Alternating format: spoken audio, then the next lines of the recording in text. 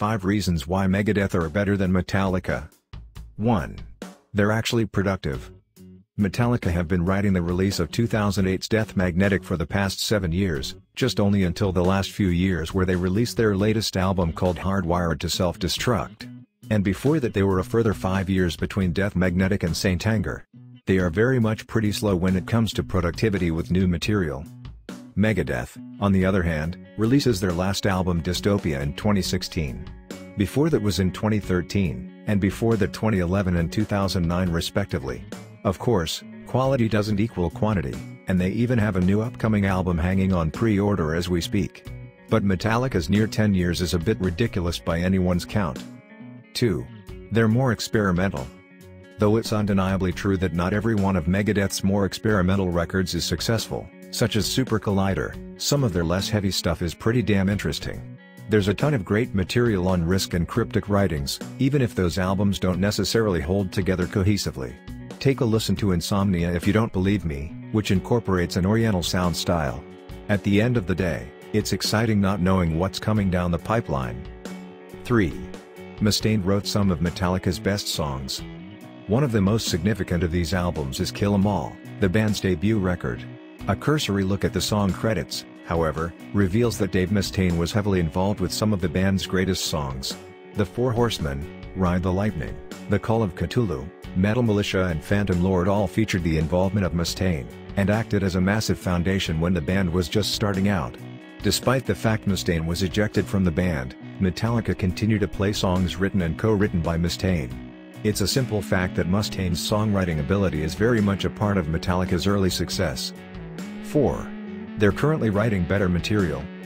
Load, 1996, Reload, 1997, and Saint Anger, 2003, are some Metallica's most divisive, commercial, albums. Though they fared okay with critics, many fans were disappointed by their betrayal of their thrash metal roots. With that said, Megadeth's last 4 studio albums, 3 have been received enthusiastically by critics and fans alike. United Abominations, 2007, Endgame, 2009, 13, 2011, and Dystopia, 2016, were all praised for sticking to the band's blisteringly heavy thrash metal roots. 5. Metallica released Lulu.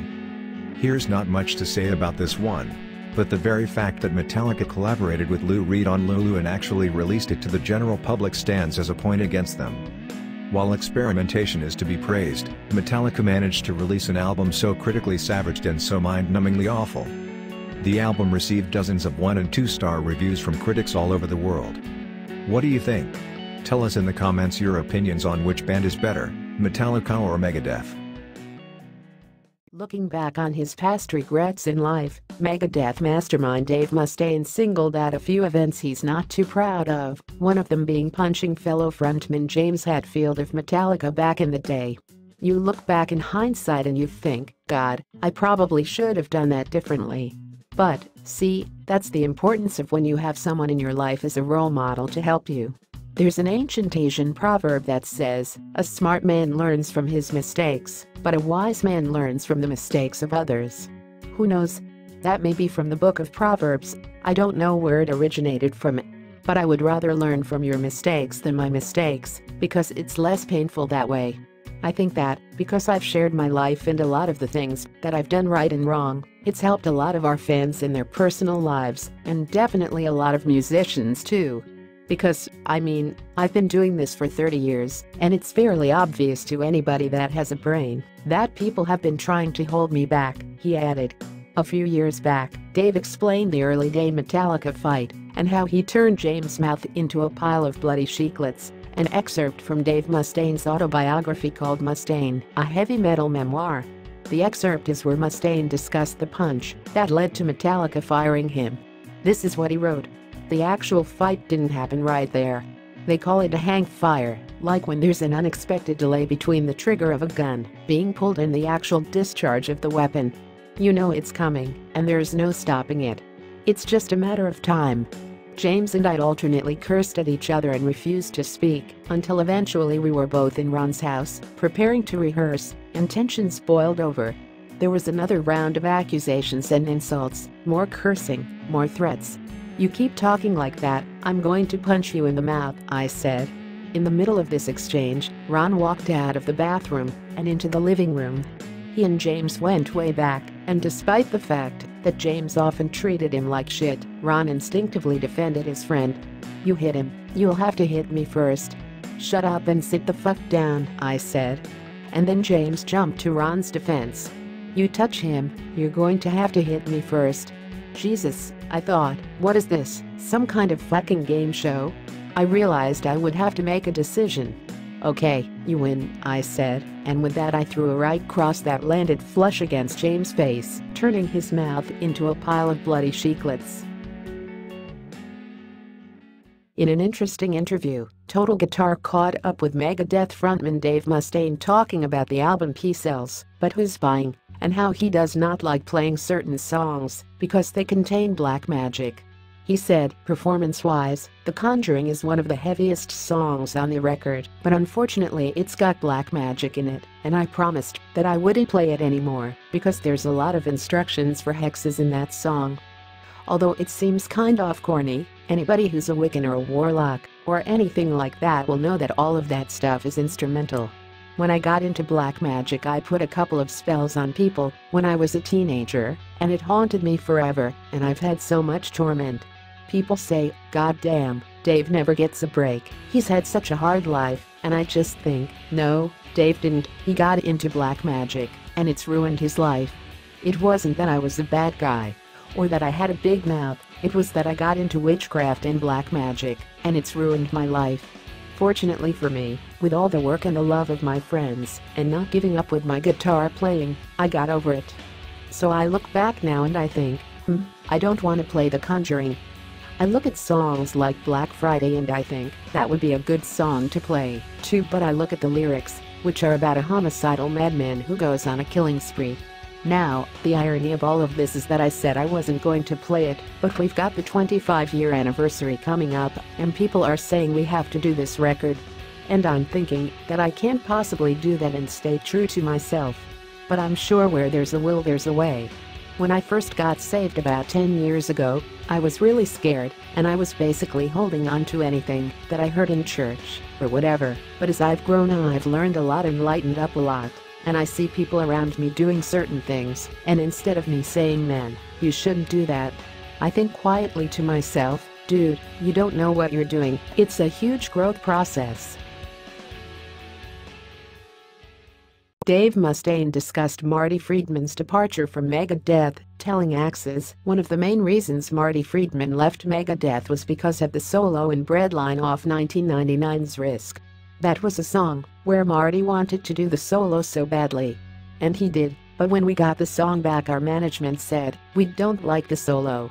Marty was already gone, so I agreed to redo it. But I told them they'd have to tell Marty they didn't like his solo and wanted it redone, because I knew it was gonna cause problems.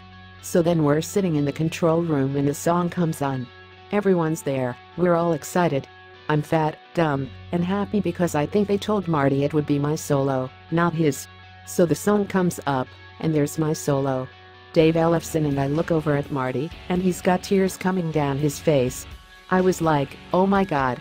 You didn't tell him. I felt terrible. Those are the little things that just fuck everything up. People don't see that part of it. They think it's my fault.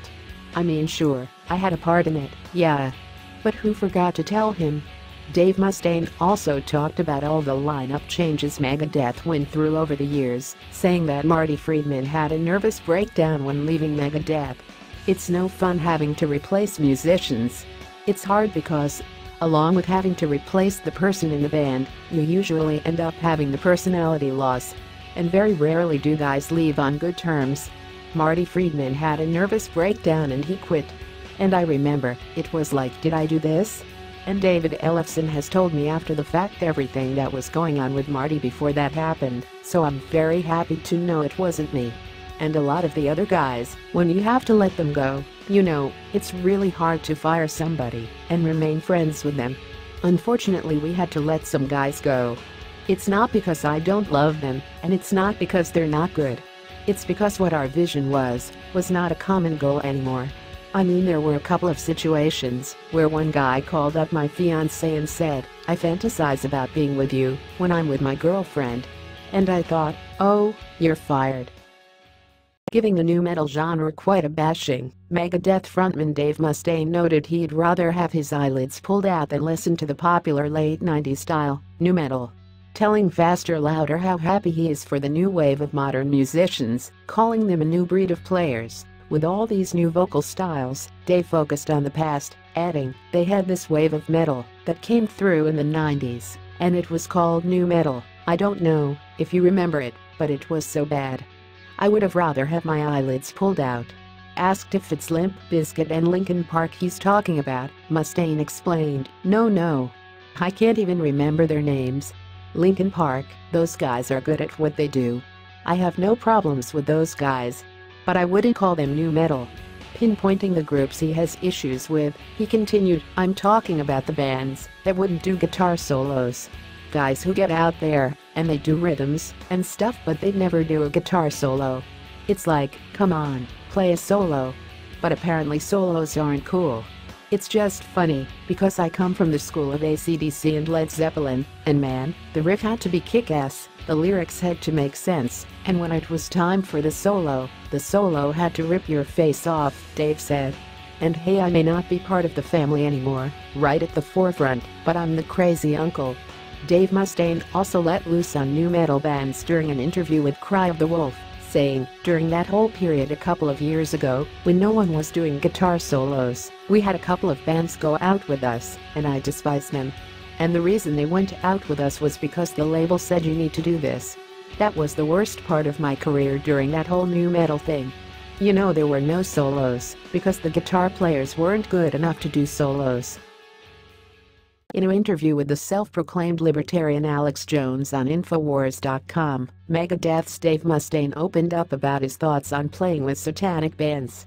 Dave Mustaine, a born Christian, talked about setting the ground rules on who he would or would not share the stage with.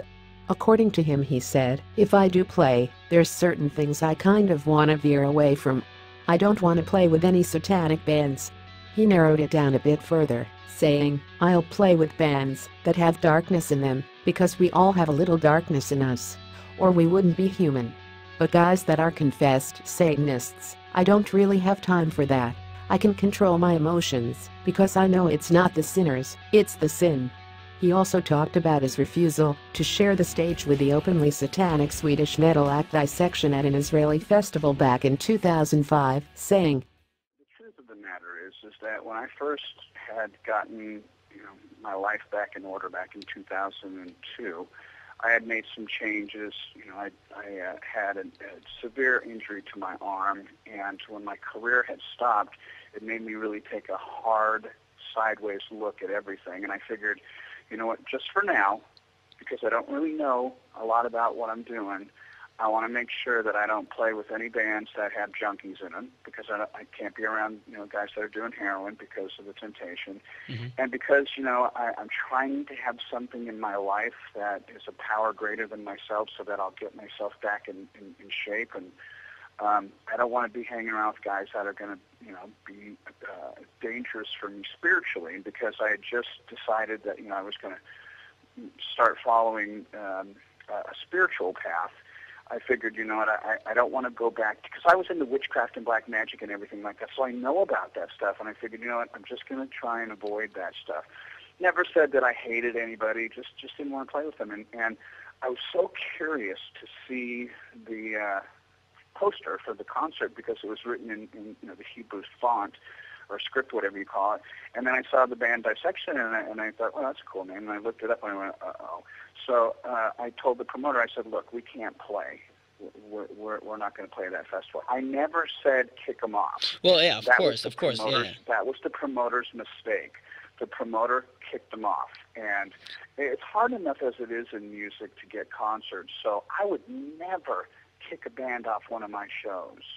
I would rather me not do it. And when I said, look, we don't want to do it, they unfortunately harmed that band, regardless whether the guy was a convicted murderer or he was a satanic person. We all have a little bit of darkness in us. Now, I've never killed anybody, killed a couple of guitars, but I've never killed anybody, and And, you know, the sad thing is at the end of the day, the poor guy had committed suicide. So, you know, he was a tortured soul. And I know that for me, the reason that I turned to black magic and witchcraft and stuff like that was I had spiritual abuse, and so many things had been done wrong in my life, and there was so much hypocrisy with the people that had said that they were Christians and, or, you know, whatever, Catholic, whatever, the people in my life.